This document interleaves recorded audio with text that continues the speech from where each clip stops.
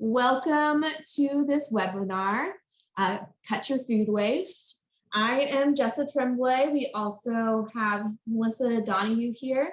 We are naturalists here at Warner Park Nature Center. I have my master's in sustainability and I'm very passionate about food waste. And then we also have Jilah here with us today. She is a home cook and food advocate, and at the later end of our program here, she is going to show us two different recipes on how you can help with your leftovers after Thanksgiving. So we are glad you could join us today. This virtual program is possible because of the strong partnership between Warner Park Nature Center, a Nashville Metro Parks facility, Friends of Warner Park, the Atticus Fund through Urban Green Lab, Eli, the Nashville Food Waste Initiative, and our fantastic Nature Center staff. If you've never been on Zoom before, here are a few important tips to remember. During the webinar, you will be able to see and hear the presenters and what we share on the screen, but we cannot see you. If you have a question or comment, please use the chat or Q&A feature found at the very bottom of your screen. And we will be monitoring these throughout the presentation, and we'll hopefully be able to answer your questions as we go along. And if for some reason you're kicked off of the webinar or suddenly closes, simply close out of Zoom and reconnect with the link that you received in your confirmation. So this presentation will be about an hour.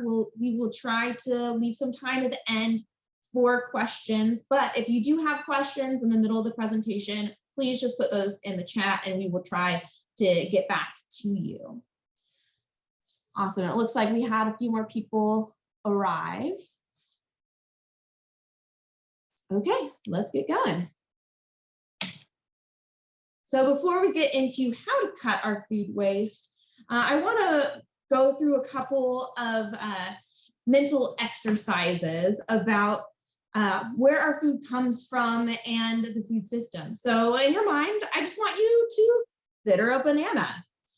Where was your banana grown? This banana that you might have bought from your grocery store and eaten with breakfast this morning or sent in your kids' school lunch.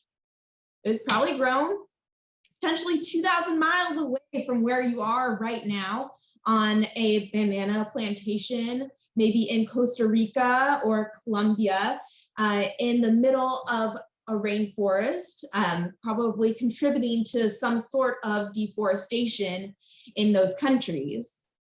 And how was your banana harvested? It was probably handpicked in groups of 2 or 3 people. So that's a lot of manpower going into collecting and packaging, harvesting these bananas. And how did your banana get all the way from 2,000 miles away in another country to your grocery store? Typically in giant cargo ships, which are pumping a ton of carbon into the atmosphere, and then onto trucks to get them to your grocery store. So that's a lot of energy, a lot of carbon to get that little tiny banana that you have your breakfast all the way to your grocery store. And even the containers on these ships are taking up energy because they're usually refrigerated. So just think about how far that banana came to get here, all of the people that were involved to get that banana here, and just the amount of energy and carbon it took to get that banana into your kitchen. So why should you cut your food waste?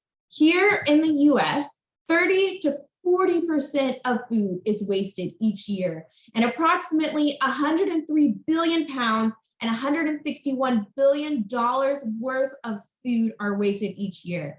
That is just a staggering amount of food that is wasted, not to mention how much money we are wasting every year. So these numbers in and of itself are a great reason for us to care about cutting our food waste.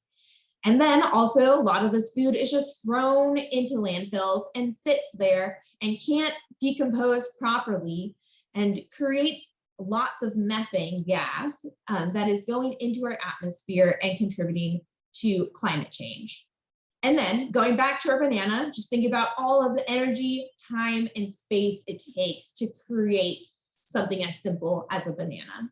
It's a lot.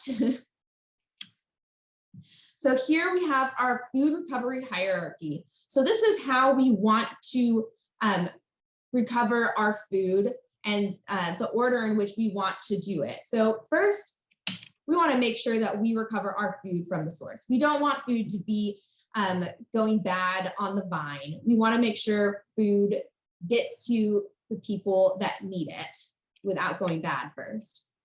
And then below that, we want to make sure that this food is going to people who are hungry. There are plenty of food deserts here in America and people that need food. So instead of just throwing food into the landfill, we need to figure out ways to get food to people who actually need it.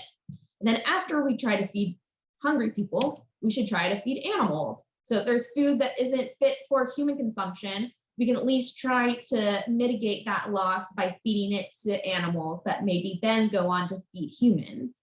Then there's also industrial uses, composting, which I will get into a little more later. And at the very bottom, we have incineration or landfill. That is our last resort, and we really want to try to avoid that.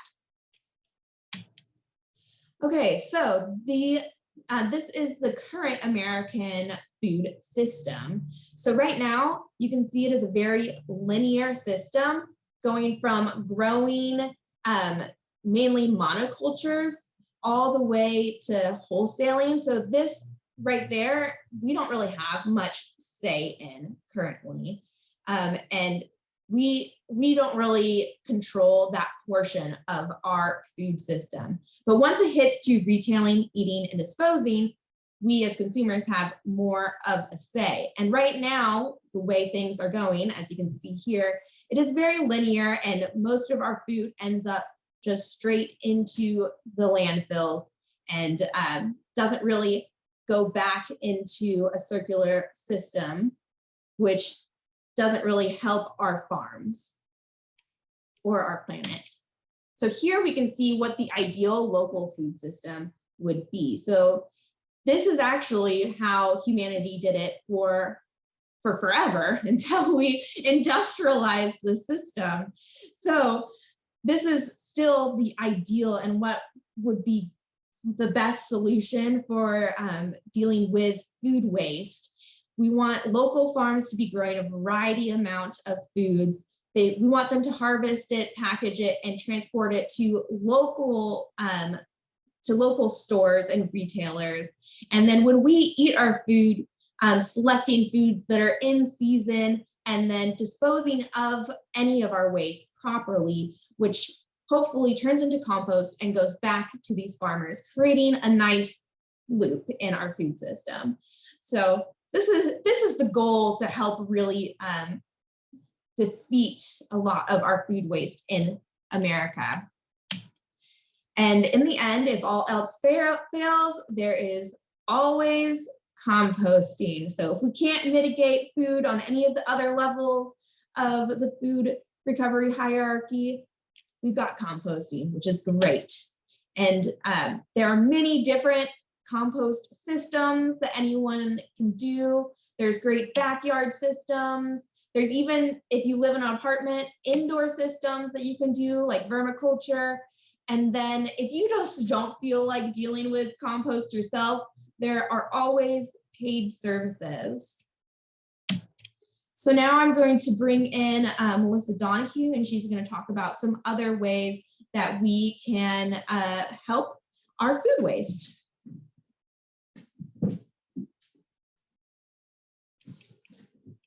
Okay, hello, my name is Melissa Donahue, and like Jessa said, I'm a naturalist here at Warner Park. And if you're like me, you're planning Thanksgiving and you're going to invite your family. And I just never know how much food to serve my family. I usually know how many are coming, but I always throw in an extra potato or buy an extra pie, which we don't need. But now I have a tool to help. It's called the Guesstimator. The Guesstimator was put out by Save the Food, which is a national public campaign co-sponsored by the Natural Resources Defense Council and the Ad Council. And it just helps you figure out how much food to buy. So I'll put the link in the chat a little bit later, but here we go. Let me share. Ooh. Yeah. So we're learning to do it this way, and so it's going to take me a minute. I'm very sorry.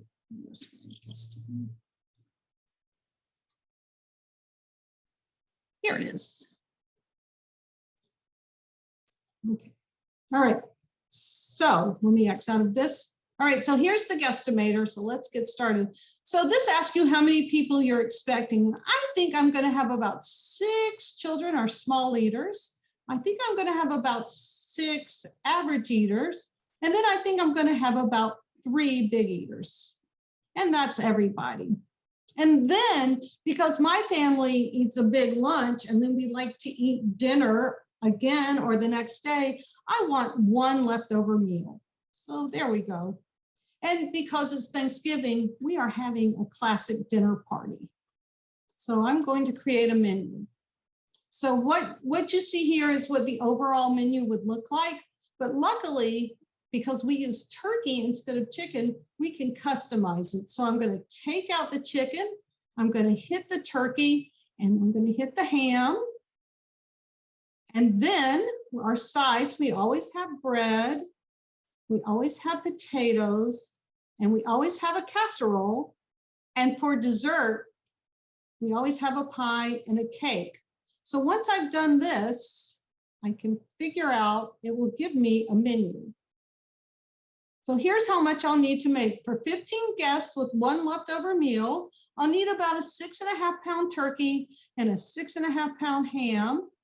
It tells me how many veggies I need, how much each person should eat. The only problem I have is the bread and rolls. I think that we will probably eat a little more of these bread and rolls, but I can have 2 pies and 1 cake. So that's just a brief overview of how the Guesstimator works. So if you use the Guesstimator, your refrigerator will look like this rather than this. And now it's time for our demonstration. So I'm Jilah. I'm a home cook and a local food advocate, here to show you what to do with 2 parts of your Thanksgiving meal if you end up with leftovers, whether by choice or by not planning exactly correctly. So the first thing we're going to do is make a stock. I am using a chicken frame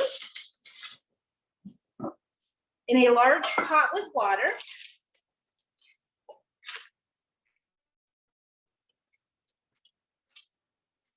And to this pot, I'm going to add some salt, some carrots, some onions, and a little seasoning. Bring it to a boil, let it simmer, and that's all you have to do.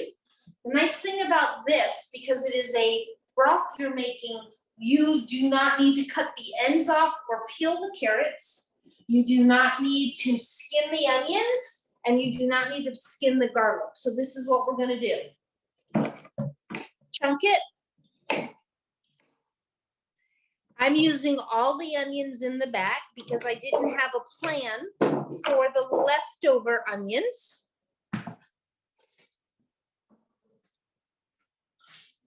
So you can see I didn't peel these. I've left the bottoms on.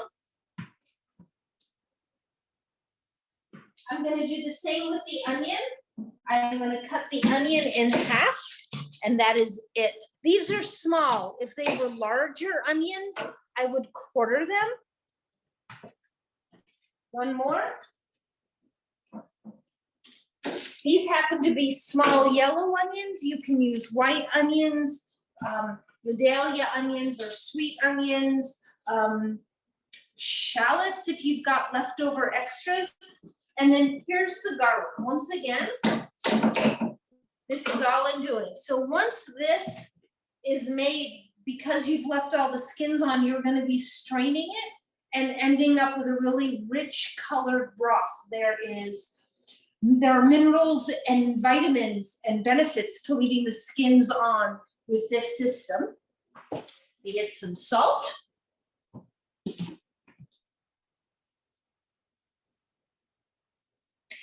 The frame already has seasonings on it from your turkey, in this case chicken, and if that's the way you like to go for Thanksgiving. The other point is you can make this fairly similarly with beef bones and with fish bones. You put the frame in, you add onions, garlic, carrots, leave one out, add more of another, bring it to a boil, strain it. You can cook rice in the broth. You can use the broth for braising vegetables. You can use the broth for the base for a soup. There's a lot of opportunity there. So this is going to come to a boil. Then we're going to put the lid on, lower the heat to a simmer, and let it go for about 30 minutes. If you've got longer, you can't over simmer it. So if you forget about it, you're going to leave it for an hour or two, you are fine. You just want to turn the heat on low. For the second leftover dish we're making, you've got leftover mashed potatoes. They could be white potatoes or even sweet potatoes. In this case, I have leftover white potatoes. I'm going to put mine in a baking dish.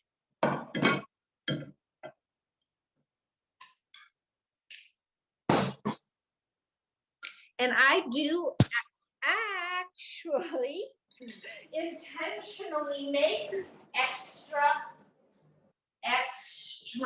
mashed potatoes because I like this leftover dish. And now I'm scrambling in the kitchen for something. Sorry. Let's see. Thank you. That might work. We'll see how this does. So I actually make leftover mashed potatoes and sweet potatoes because this is eggs Florentine that my dad taught me. Now, I make it a very different version than his. I've modified it to accommodate for maybe a healthier eating style. He would make it with creamed spinach, the frozen kind, and Velveeta cheese is what I grew up on. So these are just regular mashed potatoes. You put in your baking dish. The next step is sauteing some greens. These happen to be turnip greens. You can use Swiss chard, spinach. You could use spicy mustard greens to give it a kick. Slice your greens, and the nice thing about turnip greens is you can actually eat the stems. They have a nice nutty flavor. Really nice. They will take just a bit more sauteing, as do the greens themselves. So spinach cooks really quickly, and because it's very high in water content, it shrivels down to almost nothing. So one of the things I like about Swiss chard or turnip greens or spicy mustard greens is they're heartier. You could use kale. They're heartier and they stand up and add a little more oomph to the dish and don't just disappear. With kale and with collard greens, you must remove the center stem. So in terms of a food waste component, Swiss chard and turnip greens, you just trim off the very end and you use the entire leaf of the vegetable. So I'm going to get my skillet going, a little oil. When a recipe calls for 2 tablespoons, I do not measure. If your pan is small, 2 tablespoons may be too much. And if your pan is big, 2 tablespoons may not be enough. So the idea is you want to coat the bottom of your pan with just enough oil that you can see it move around a bit, not too much, and it's not barely there, so that it also keeps you from wasting oil. If you pour the oil into a measuring spoon, you've lost some of the oil to the measuring spoon. The same holds true for salt in the palm of your hand and seasonings. This little cup in the palm of your hand is about a tablespoon, so that some things just don't need to be measured, and it makes cooking time much faster. So I'm going to take my greens, and you need to know your cooktop. I do not know this cooktop. But we're going to get this going.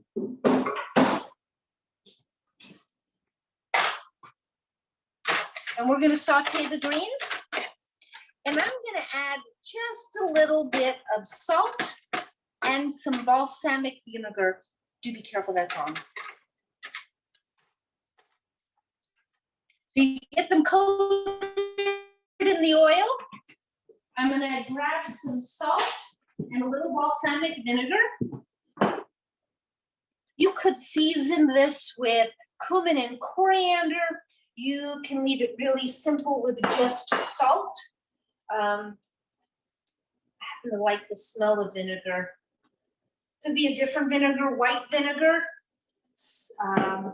champagne or wine vinegar. You have a number of options.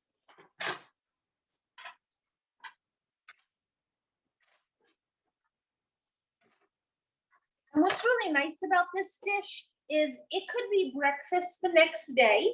So you have the potatoes, the greens, you sprinkle some cheese on it and you bake it. Again, I'm not using Velveeta anymore. Sprinkle some cheese on it and you bake it. And then we top it with eggs. It can be a leftovers for lunch, and it can be a whole new dinner. I'm actually quite fond of breakfast for dinner. You would cook the amount of greens you need for your pan. I'm going to let that sit for just a minute and look over at our stock, which is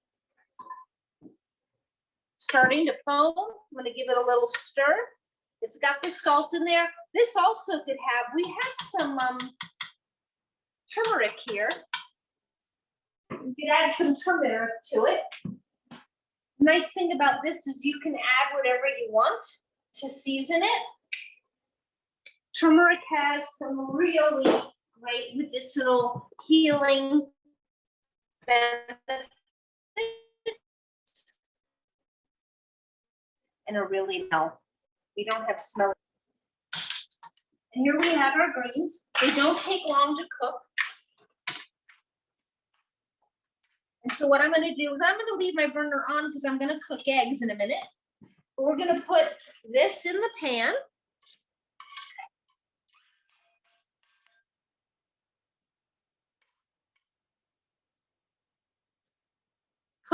I would at home have done a lot more greens. That's totally up to you.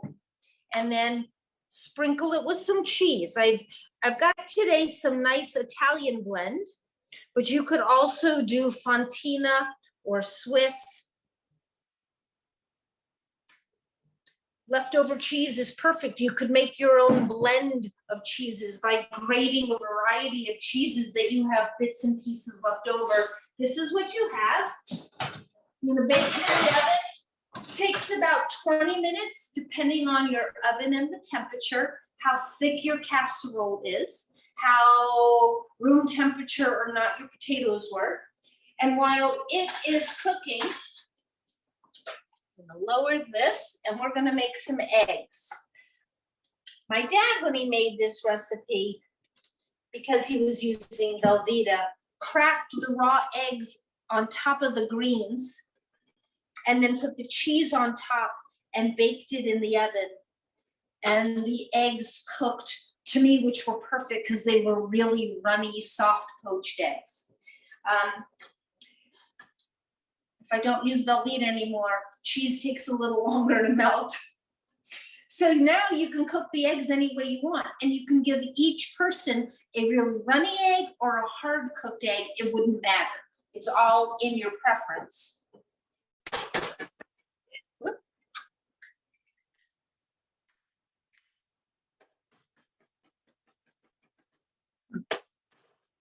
I also think eggs are easier to cook with when they have been at room temperature for just a little bit.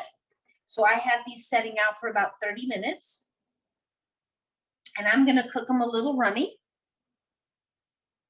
And then we're gonna top it. So what's nice about this is you could make the casserole portion of it, the potatoes, greens, and cheese early in the day and let it sit. Bake it even, let it sit. And then when you're ready to eat it, re-warm it in the oven while the eggs are cooking. You can leave it sit out unless it's really early, but you can then make this and then have it set aside until the eggs are, and you're ready to serve it. And again, this is one of my, I still make leftover mashed potatoes just for this dish. Let's check this. Can you see? It looks like it's melted. Can you tell? Hold on, I don't have a mitt here, so let's see where we are. So cheese and I melt cheese for this. I think the potatoes and greens are really the flavoring. And then we're gonna bring the soup to a boil. Thank you. And that will be it. Awesome. Any questions?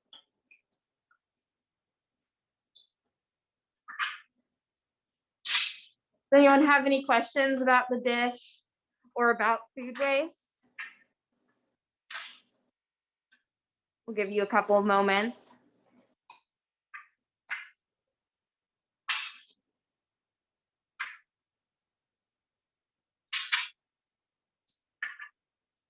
And let's look at our stock,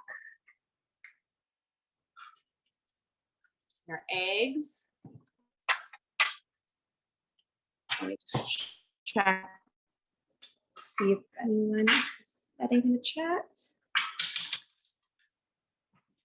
It doesn't look like we have any questions.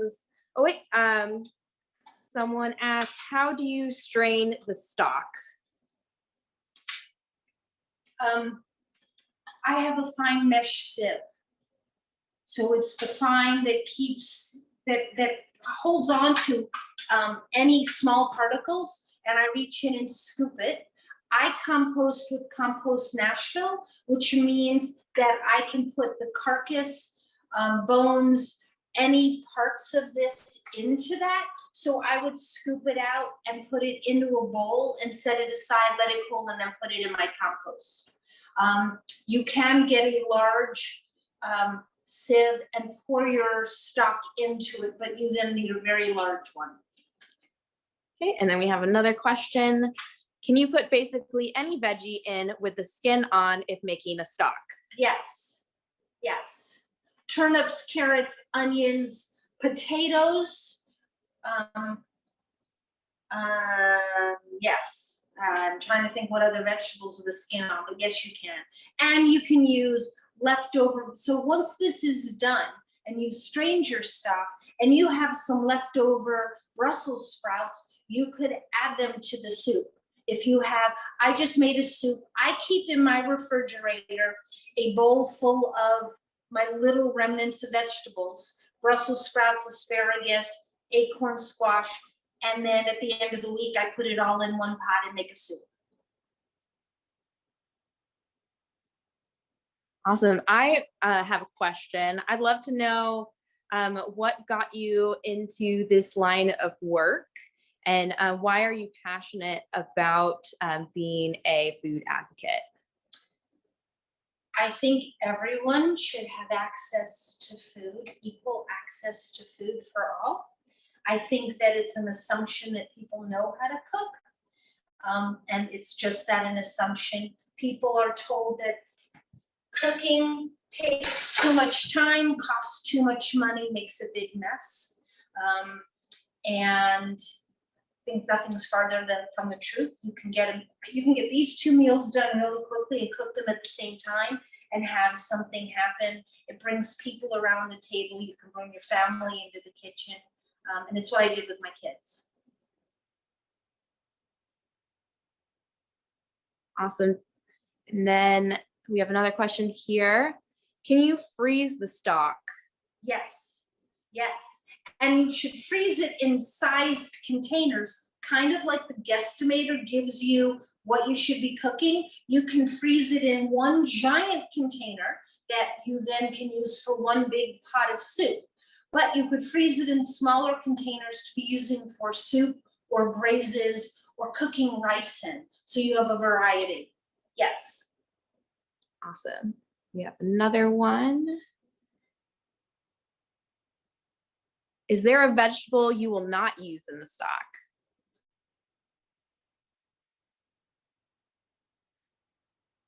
I know, but personally do not eat celery.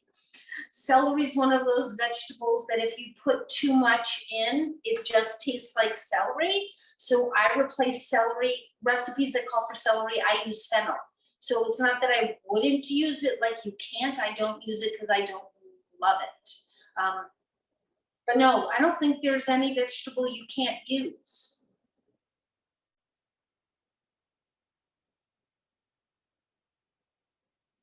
Awesome. Any other questions out there from the audience? Someone said, I'm inspired this Thanksgiving to give this a try. Oh, that's sweet. Oh, wait, I think there's one more. And oh, how long do you cook the stock? I bring it to a boil and let it simmer about an hour. So it's now down to the simmer place, and it would sit like this for about an hour. Okay, and then I have, if you had peeled the carrots and onions and chopped them smaller, could they become part of the soup or would they be overcooked? I've done that. No, I don't think they, okay, so it depends what you're doing with your soup. I like to blend my soups and sort of make them pureed. So if you've overcooked them, you can then mash them and thicken the soup up with it. I don't know if that makes sense, but you can do that. You also don't have to simmer it for as long if you're planning to serve it as a chunky vegetable soup. Make your stock, peel the vegetables, and then you don't have to strain it.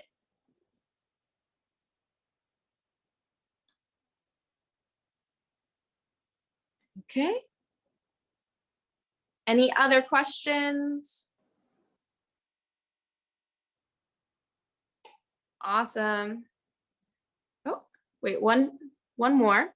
Do you have other favorite recipes?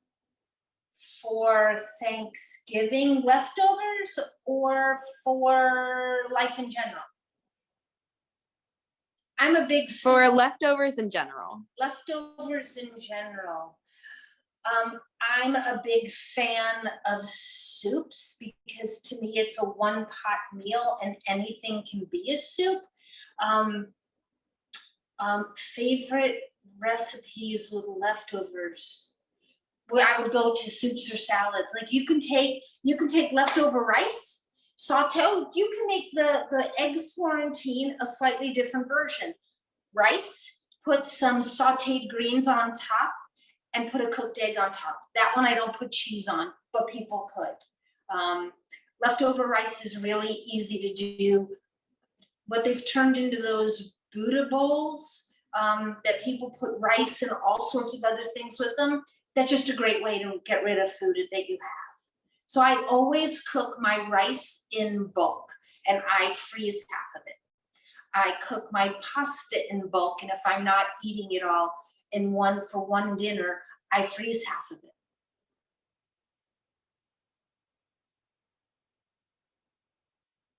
Rachel says, awesome, thanks, good tip. Is there anything else you want to say about our stock here or it our smells eggs? Really good. It's a shame they can't smell it. It smells really good. It really does smell good. Well, if that is it. Oh, wait, we might have one more. Nope.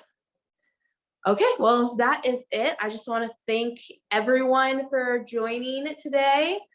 I hope you learned a little bit about the food system, why it is important for us to combat food waste, and hopefully this gave you some fun ideas of what you can do with your own Thanksgiving leftovers this year. Thank you so much for joining.